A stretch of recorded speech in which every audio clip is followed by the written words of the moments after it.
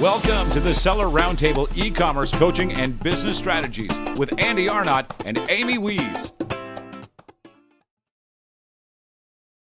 All right, here we go. And we are live. Hey, what's up, everybody? This is Andy Arnott and Amy Wees. And this is Seller Roundtable number 46, and we're super excited to have Helen Kinson on. And she is the, I guess should we say you're the print-on-demand ninja, or is ninja a negative connotation? You call me anything. I'm from the Merch Money Facebook group, so. Awesome. Thank you so much for being on. And I'm super excited to learn more about print on demand. I know I dabbled in it. I have probably like a lot of sellers who have the print on demand account that I've, gone in and got I think it was like the 8 initial designs that I threw up there. And I was like, oh, they didn't sell. All right, I'm not wasting my time. And I moved on to the next thing. So I guess you're going to give us your wisdom, and I'm going to pass it over to Amy, and she's going to grill you. Great. Yay! Thank you guys so much. Thank you for having me on today, guys. This is really fun to be with all of you guys. Yes, it's awesome to have you, and we're excited about having you on the show. I learned about print on demand. Oh my goodness. I think probably like Andy did, right? We heard about it. We heard it was a way to make money online, and none of us really mastered it. So whenever I meet the people like you, Helen, who have mastered it and also teach others how to master it, I'm always really, really intrigued because there's just like in private label or in any other type of e-commerce business, there are techniques to use. So I would love to just get into that today and help people understand, first of all, what the heck is print on demand? How can I make money with print on demand? And then how does that business work when it comes to scaling? So it's great to have you, Helen. Please tell us a little bit about you and your background, maybe where you grew up and what brings you to our show today as the merch money expert. Well, thank you guys. Thanks for that great intro. I started, I guess it was 2014. I found out about selling on Amazon.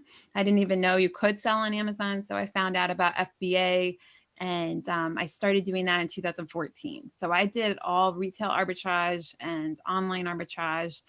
And I did that for quite a few years.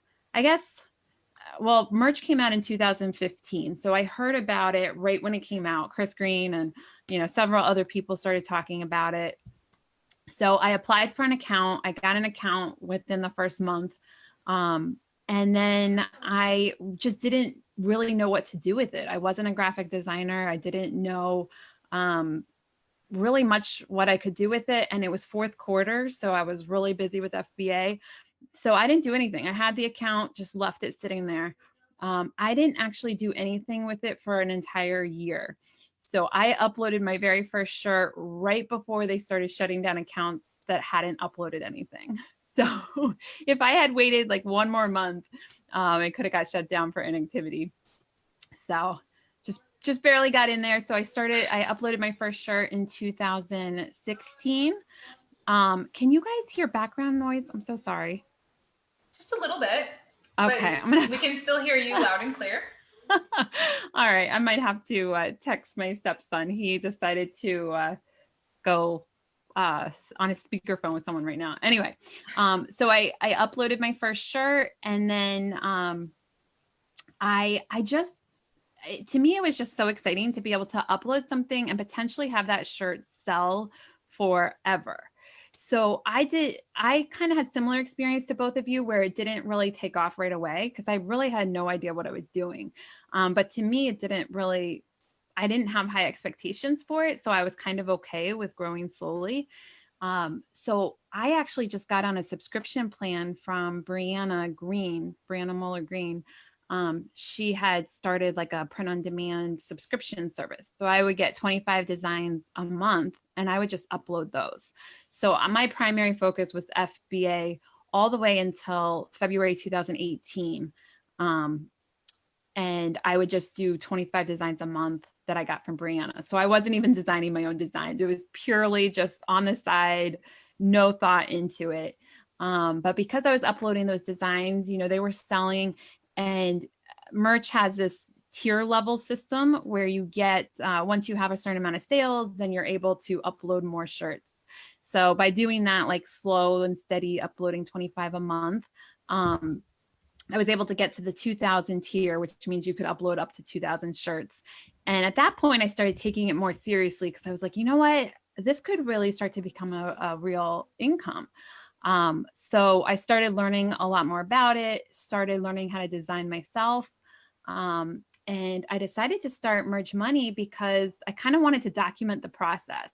I had kind of seen all the different people with FBA, people like Steve Rakin and some other people I've been following, and they had all started. They weren't necessarily experts when they started. So I was like, you know what? I just kind of want to document this process. So I started Merch Money before I was really an expert. I would say like intermediate.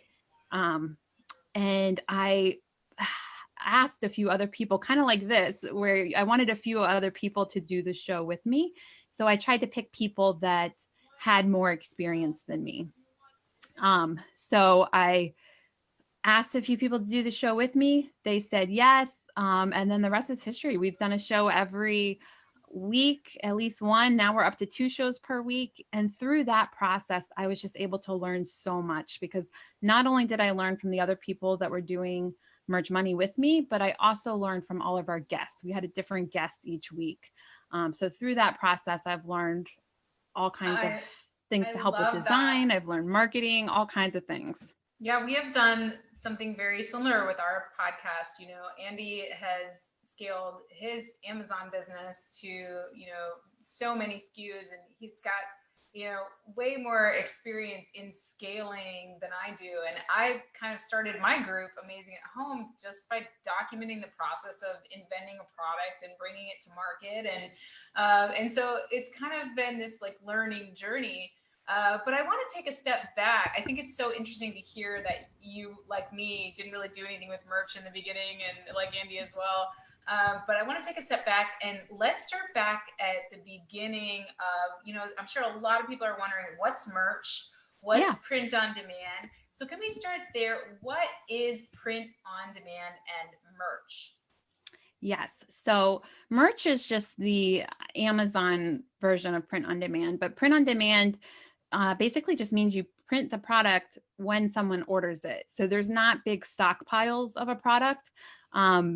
So, if you want to test out a design, like you think maybe this unicorn design will sell really well, you don't have to buy hundreds of them or thousands of them. You can just upload a PNG file. It's just a computer file. There's no actual shirt until someone buys it. And once someone buys it, then either Amazon or whichever company you're going through will print the shirt and ship it to the customer. So it's nice because there's no storage fees. There's no, you don't have to worry about actual physical products. It's all digital until someone buys it. Got it. So I know right now Amazon Merch has lots of different types of merchandise that you can put a design on. They have pop sockets for the phone. They have, shirts and sweatshirts. And I think the only thing they don't have, which totally bummed me out, was tank tops because I like wearing those to work out. And that's one of my niches. So I would have loved to kind of take that to the next level with merch. But that, was kind of a limitation. But what are the different types of merchandise and platforms that are most popular for selling print-on-demand products? Yeah, and actually they do have tank tops now, so you'd be happy to know that. I'm gonna have to go back to my merch account. I know, they have tank tops, they have V-necks. They're on more platforms too. So now they're in the UK and in Germany, and I'm expecting them to go a lot more places as well. But so far, no official. We haven't been told yet if that's happening. But we're hopefully going to be having more products and more platforms as time goes on. So far since 2015, every few months they add something different, a new product or a new platform or something new. Merch is actually a lot less products than a lot of other platforms. So like Zazzle and Redbubble, and there's a lot of Teespring, a lot of different companies that have similar thing where you upload a design, and if the product sells, that company will ship it. And a lot of them have a much wider range of products. You can get mugs and beach towels and leggings and even like backpacks, and so many literally hundreds of different products can be print on demand. But merch is only one part of Amazon's total business. So that's part of it. And the other part is that Amazon just goes at such a scale that in order to be able to fulfill all the products, they need to have a very good supplier of the products, and they need to have enough printers to be able to keep up with it, because it's pretty crazy how many shirts Amazon really sells through merch. And so to be clear for our audience, when you sign up, you can sign up for a merch account. It's free. You can go, I think it's merch.amazon.com, right? Yep. And you sign up for a merch account, and it might take a little while to get approved, but it's, you can go anytime and sign up free. And then you will have to upload a design in a certain dimension. There's lots of videos online. I'm sure that Helen has some great information for you for Merch Money. But the idea, as Helen explained, is that you upload a design in a certain dimension. It's usually like a rectangle. And that design then goes onto a shirt. And you can preview the design on your shirt, and you can choose the different colors, and then you can publish it. And when you publish it, you actually write the listing at the time. And when you publish it, it then appears on Amazon.com. And anyone can go then and search for it on Amazon.com. Or you can share it on social media channels, things like that. And you can get people excited about your design. So if you're in a certain niche, you also set the price of that product. So Amazon will tell you, based on the shirt that you pick, the material that you pick, what the base and how big your design is. If you do the front of the shirt, the back of the shirt, how large that design is. Amazon will tell you what the cost is to print that shirt and have their print on demand service. Then you set the price.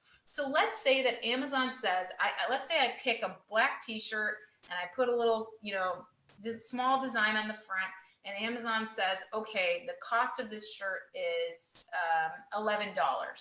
And then I go and I set the price inside of the merch platform. I set the price as $14, $14.99 or something, and I publish it. And it'll go through a little copyright review. They want to make sure that you're, not taking anyone else's designs. Right. And then you'll get an email, and it'll say, hey, your shirt is now published on Amazon. And let's say that you sell that design, and then you make $3 per shirt that you sell. But you didn't have to send any inventory in.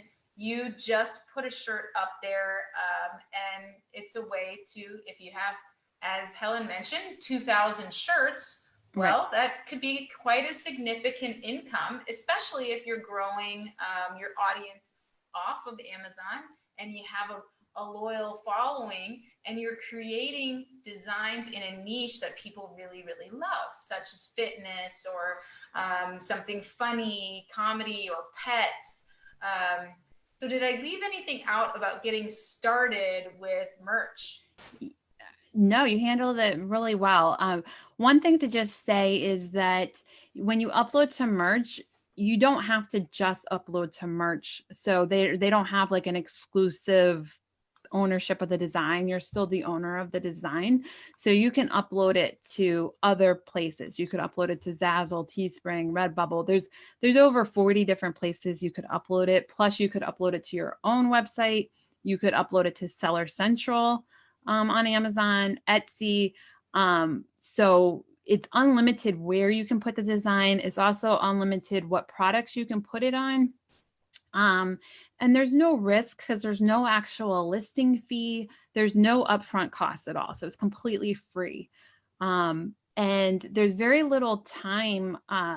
Like I remember with FBA, I'd have to ship it to Amazon. So there'd be some sort of delay of the shipping there and then them processing it.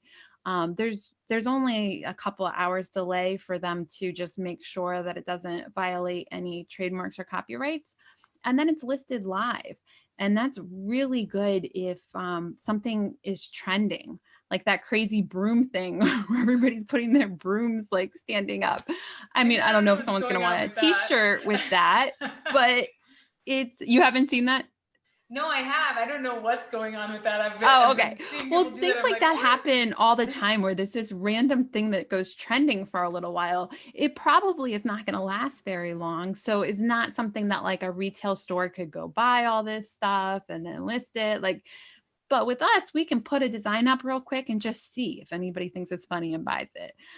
That one's probably not a great example. I don't know how many people want to buy a broom on a shirt, but there's things like that where it's just like this flash of like viral moment.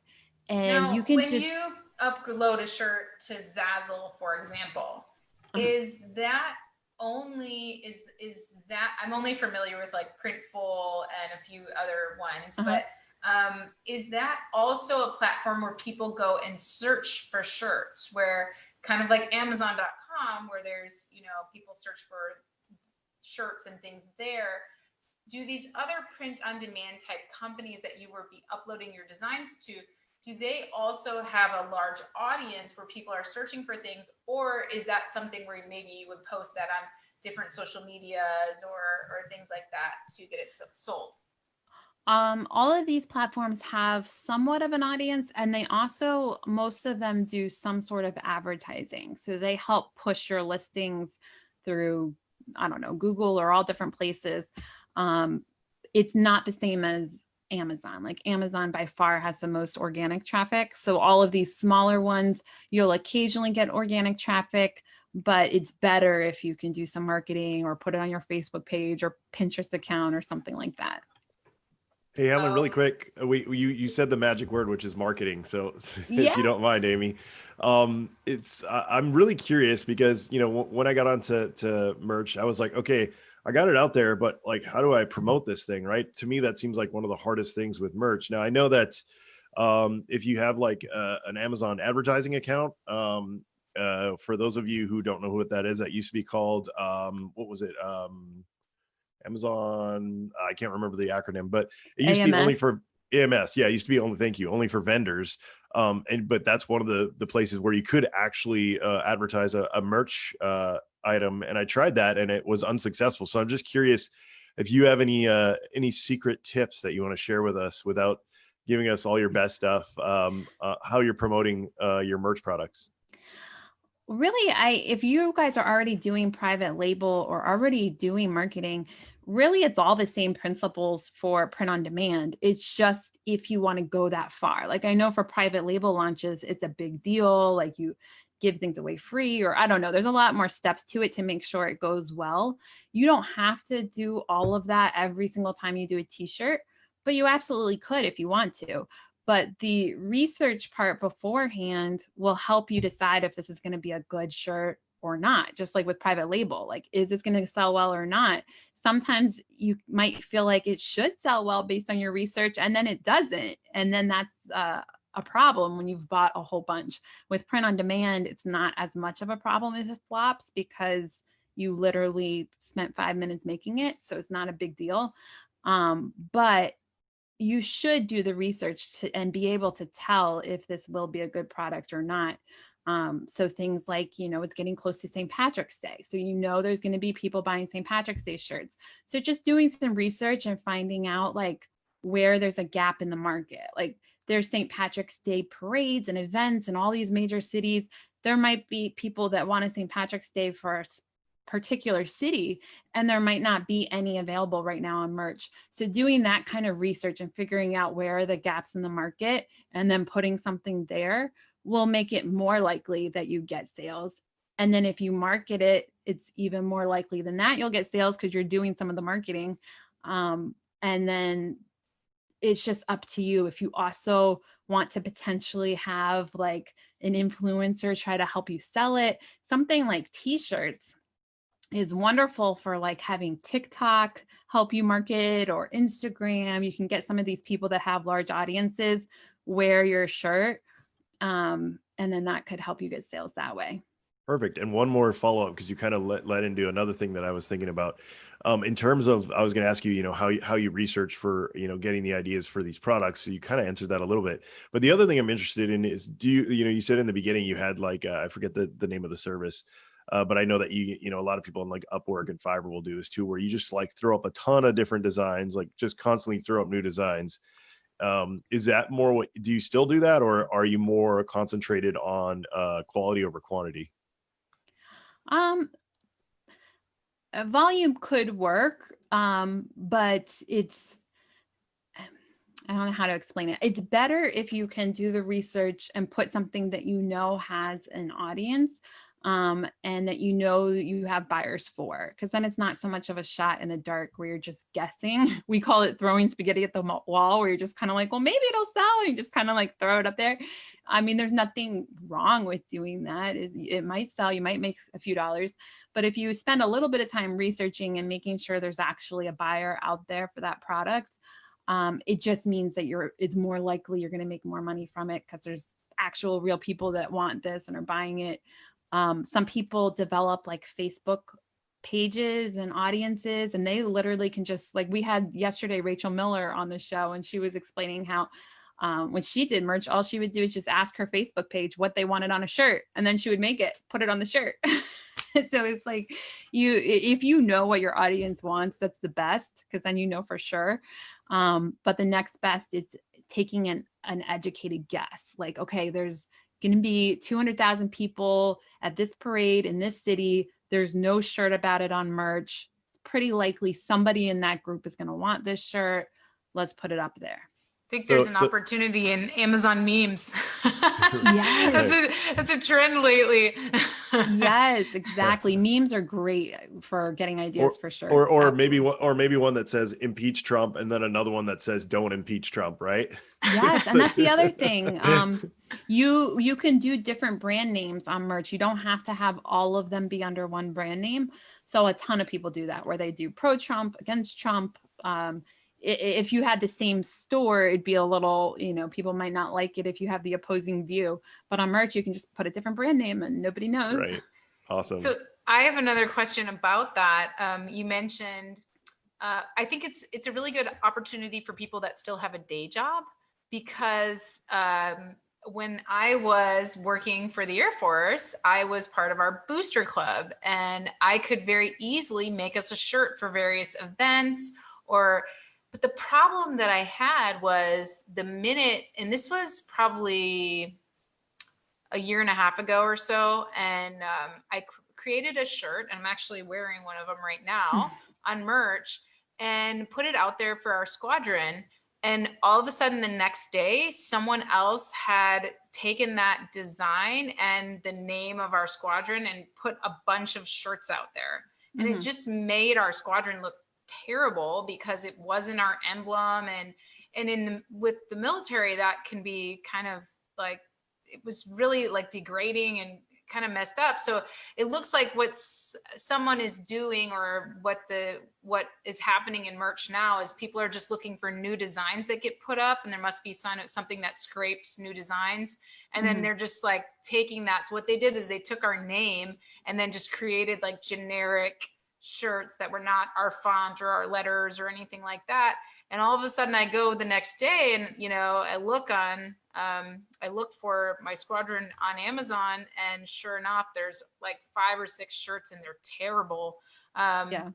So, what kind of things like that I think it's a great opportunity if you have like a hometown basketball team, or maybe your kid's school, you could be creating shirts for that. And then what I love about merch is you can do any color, any size, youth, women, men. And so if you have local connections, you can create shirts. The other thing is, you don't have to publish it on Amazon. You can just create a private link for people to give to people. So then maybe you can prevent what happened to us with our squadron design being, copied. But what do you recommend for that? Well, first, I'm sure you guys know, like, if you've ever been on like a seller on Amazon for any amount of time, you're going to hear horror stories, no matter which platform, no matter which person, no matter what, like, there's going to be horror stories. The horror stories around merch, like, are laughable because it's like you have no money you spent. So it's like, how horrible can it really be? Right. So there's not, to me, it's like, of all the platforms, of all the things that could go wrong, like when I would do FBA, I'd go to stores, buy something, it'd be great, there'd be no sellers. By the time it gets shipped to Amazon, someone else is jumping on that listing. All of a sudden, it's not as good of a buy as I thought it was going to be. Same with private label, where it's like all of a sudden there's very few, and then all of a sudden everybody has the same idea, and like there's a lot of private label people trying to sell the same kind of thing. So it's definitely possible where people will copy your designs. There's forms you can fill out to argue that, and get those designs taken down. But it's usually, if you're the first one up and if you have a sale, it's hard for the copycats to really surpass you, because why would their design put up after yours do better than yours? Like, usually the original one does better in Amazon's algorithm, and especially if you have a sale. So it's something that's not perfect. Like, it definitely is something that is frustrating if that happens to you, but at the same time, it's like, the opportunity is just there. You have the opportunity to put something free in front of Amazon's audience and potentially make a royalty off of that forever. So, Yeah. There's designs that I put up in 2016 that I still get royalties, every week from that shirt. So it's one of those things where it's like, wow, you get to have an opportunity to have a listing in front of all of Amazon's buyers forever. And it never gets to have to get restocked. You never have to replenish it. It's just there. So what are some of the biggest roadblocks for print on demand sellers to be able to become profitable? I think there's some of the roadblocks that you guys have run into. So copycats, the first time you get a shirt copycatted, sometimes people just leave the platform, never come back. So that's one. Another one is if you don't have a sale in the beginning, or if it takes a little while to sort of learn the platform, learn how to design, learn things, some people just stop at that point.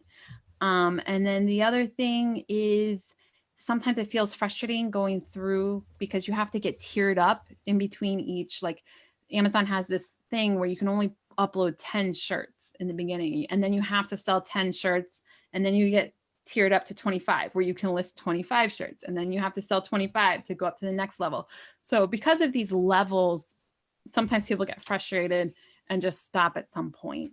I would just recommend that everyone I think it's good for everyone to have a merch account, and just take it slow. Like, just don't, that's what I did. Like, the first 2 years was literally just 25 designs a month. It was just like on a clock, just every month do it.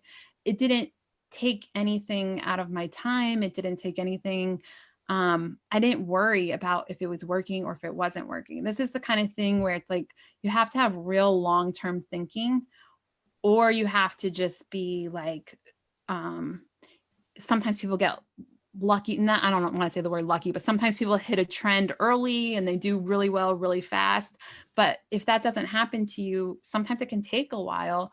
But if you stick it out, at some point you're making enough money where literally every month you're making enough money and you don't have to do anything else. It's like, Right. There comes a point where the amount of money you make surpasses the amount your bills are. And from that point on, it's like passive income.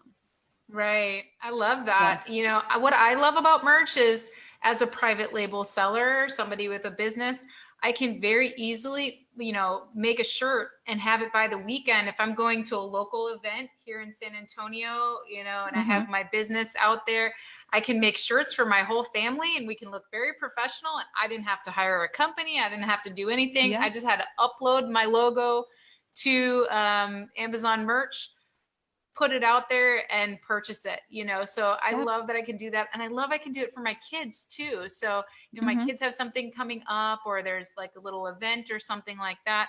And that's a really great way for people to make their first 10 sales. Maybe they're a member of a club or something like that, or even, parents at the school can kind of come together and say, hey, I'm willing to make the shirts. I'll sell them at cost, basically. You guys can pick the colors and the design and all of that and the sizing. And it becomes because people are familiar with Amazon. So they're like, wait, I could just buy it on Amazon? That's awesome. Yeah. So yeah. I love that. It's a great opportunity. I agree. Everyone should have a merch account. It's pretty easy. There's no like big design. You can do it right in Canva. There's lots of easy ways to create basic designs. So you don't have to be a design artist. Yeah. But I agree. I think there's a lot of great opportunity. And it can fill in around whatever else you're doing. So if you have your own website and your own private label products, oftentimes some kind of print on demand product can fit in there. Like, let's say you have something for dogs and you have like dog supplements or some kind of product that's a leash or whatever it is. There's print on demand dog bowls. There's print on demand like dog, what do you call it? Like little scarf things, all kinds of print on demand products for pets. So you can mix those in with whatever other products you have. So it's just like an inexpensive way to sort of expand your website, expand your product offering, test things out, because it's a free way basically to test things out. And if it works really well, then you can order larger quantities from your supplier. Thanks for tuning in to part 1 of this episode. Join us every Tuesday at 1 p.m. Pacific Standard Time for live Q&A and bonus content after the recording at sellerroundtable.com. Sponsored by the ultimate software tool for Amazon sales and growth, sellerseo.com and amazingathome.com.